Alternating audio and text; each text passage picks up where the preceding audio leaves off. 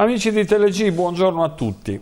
Mancano pochissimi giorni al Natale e come vi avevamo promesso la scorsa settimana, insieme a Bruno Lombardi nella nostra rubrica Biazantes parliamo di costellazioni in Sardegna e la sua cultura e le sue tradizioni. Buongiorno Bruno. Buongiorno a te. Allora, vedo che non hai portato il panettone, però qualche notizia sicuramente ce l'avrai. Lo spumante è sicuro, dopo, dietro le quinte. Meno male, potremmo festeggiare anche qua il nostro Natale.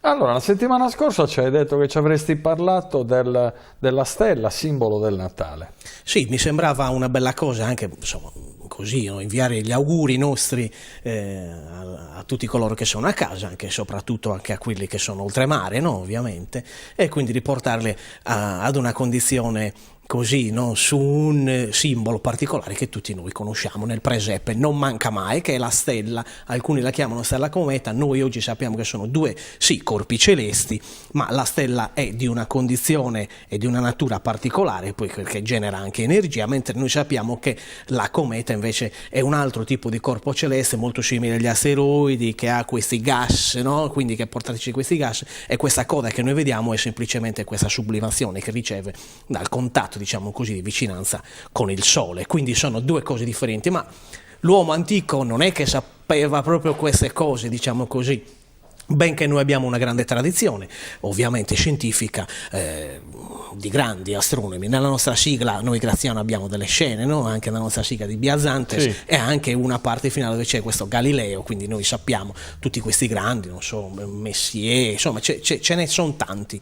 Ma ritornando al discorso appunto che dicevi, noi che cosa vediamo? Vediamo oggi la stella della Natività o la scena della Natività, ispirandoci a una bellissima opera d'arte che abbiamo in Sardegna, ad Ardara, e quindi la Nostra Signora del Regno. È una chiesa romanica molto importante, molto interessante, non diremo tantissimo sulla sua storia, ma il retablo, che è del 600, della prima metà del XVI secolo, quindi della prima metà del XVI secolo almeno, ha una serie di immagini, no, e di scene, tutte, diciamo così, rivolte prevalentemente a Nostra Signora, benché ci siano anche quelle su Nostro Signore. E noi oggi saremmo ispirati da questa scena, che è la scena dell'Annunciazione.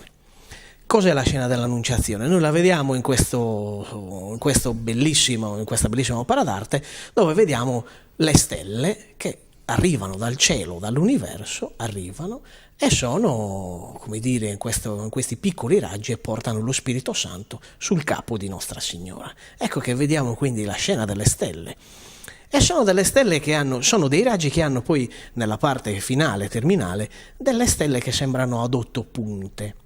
E quindi ritorniamo alla stella delle 8 punte, una stella proprio rivolta al senso della natività di Nostro Signore, a questa, insomma, dall'immortalità di Dio scende nella mortalità dell'uomo, si fa mortale anche lui. E la scena è molto bella. Poi c'è l'angelo che mantiene uno scettro, che lo sta quasi porgendo a lei, che è ricolma di grazia, quindi è stata scelta.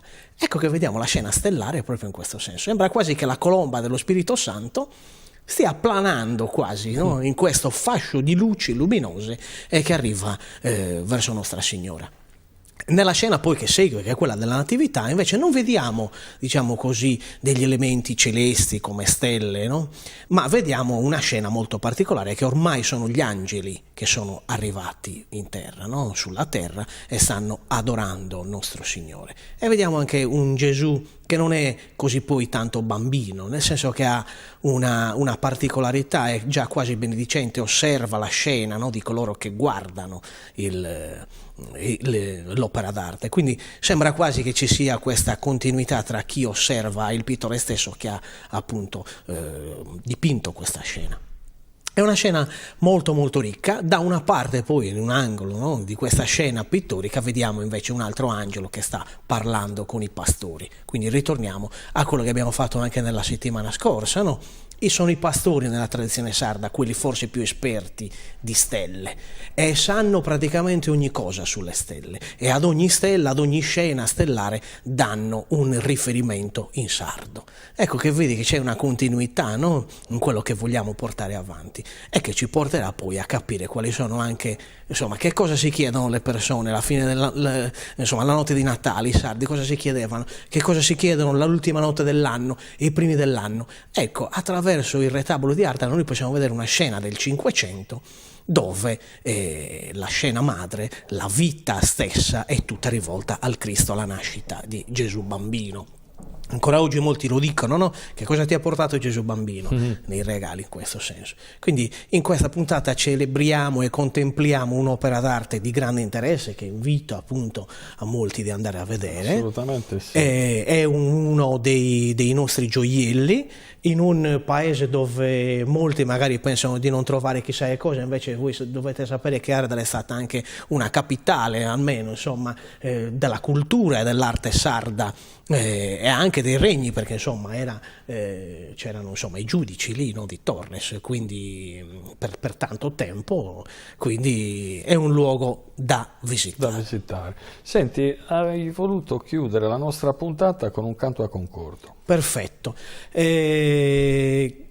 È una delle tradizioni che non scompare, esiste, quindi noi adesso sentiremo in chiusura su Concerto di Aido Maggiore, quindi facciamo un saluto anche ai nostri amici di Aido Maggiore, dove appunto si fa questa ninna nanna e questa celebrazione del bambinello di Nostro Signore. E questa è un'altra tradizione, tutta esclusivamente in lingua sarda.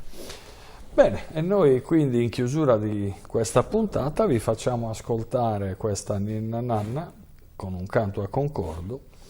E niente, vogliate gradire i nostri più affettuosi auguri di buon Natale. Noi avremo anche occasione per risentirci sicuramente, mentre con te, Bruno, ti faccio i miei migliori auguri per il buon Natale. Anche a voi, io ricambio, anche all'editore, quindi insomma a te e in famiglia. Grazie. E naturalmente questi auguri li estendiamo a tutti voi che ci guardate anche da qua, anzi soprattutto da qua, www.teleg.tv. Non dimenticate mai quella che noi chiamiamo la parolina magica per continuare a guardarci in diretta, sempre e comunque. Grazie a tutti voi, grazie Bruno. Grazie a te.